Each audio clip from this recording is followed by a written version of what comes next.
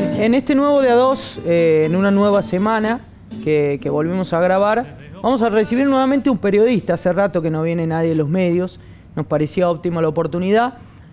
Un hombre que me tocó conocer apenas ingresé en esto del periodismo deportivo.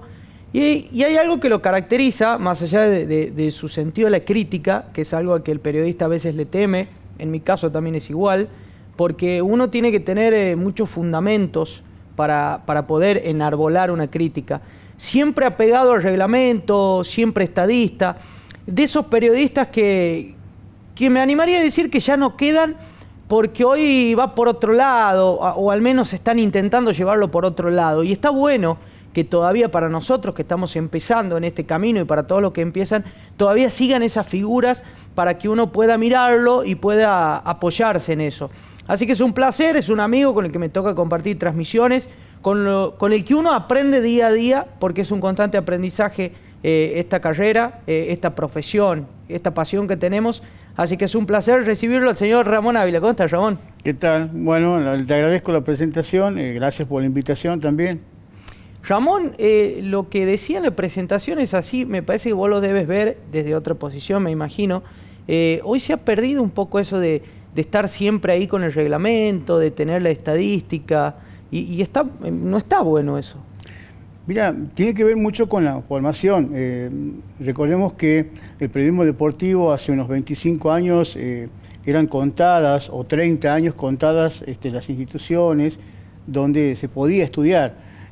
Entonces era difícil, muchos jóvenes tuvieron que elegir entre terminar la secundaria y no seguir algo universitario porque era muy largo, vamos por lo terciario y se inclinaban o por la educación física o por el periodismo deportivo pensando de que con eso lo iban a zafar.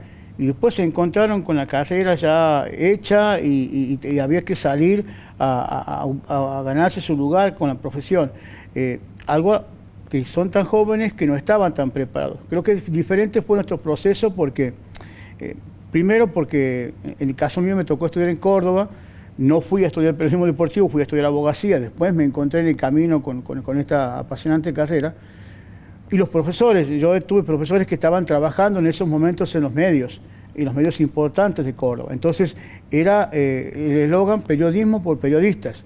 Te permitían, desde la capacidad que tenían como profesionales y como docentes, de hacerte ver cómo era la realidad del periodismo en ese momento en cada medio, radial, televisivo, gráfico, porque vos después, a medida que ibas teniendo clases, te llevaban a esos medios y vos veías cómo se trabajaba realmente, diferente a la teoría.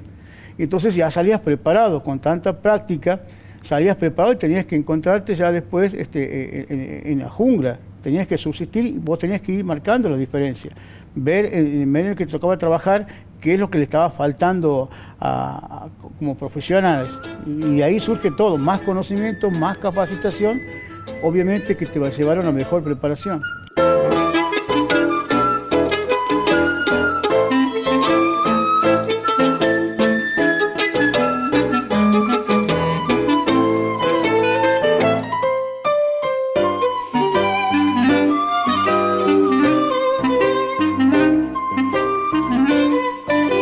Decís, me encontré con esta apasionante carrera. ¿Cómo fue ese momento?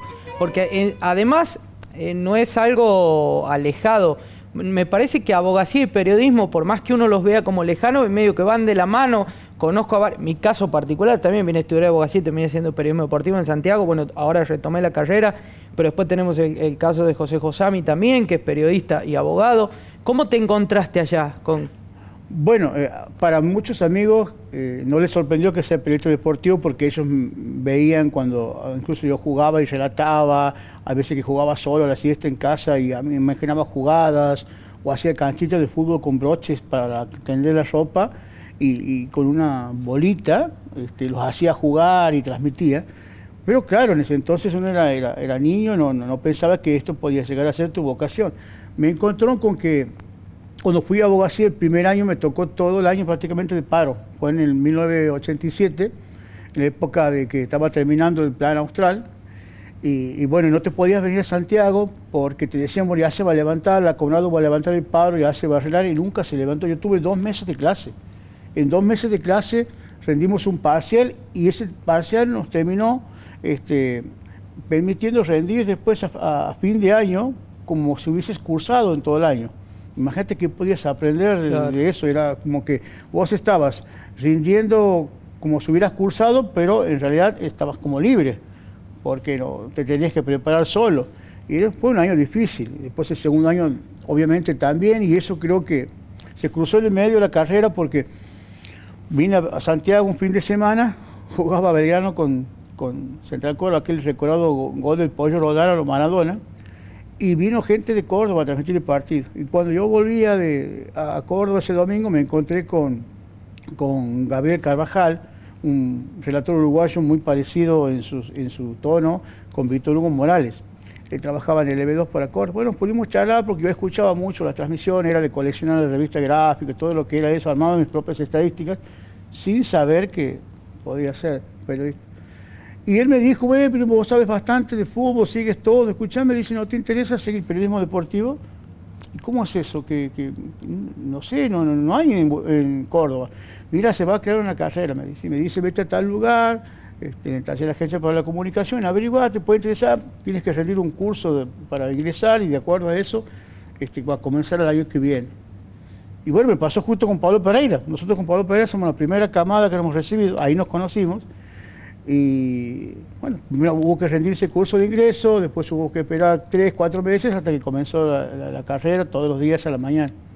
Y así, después ya la abogacía ya quedó de lado porque veía que esto era realmente lo que me gustaba, me sentía muy cómodo.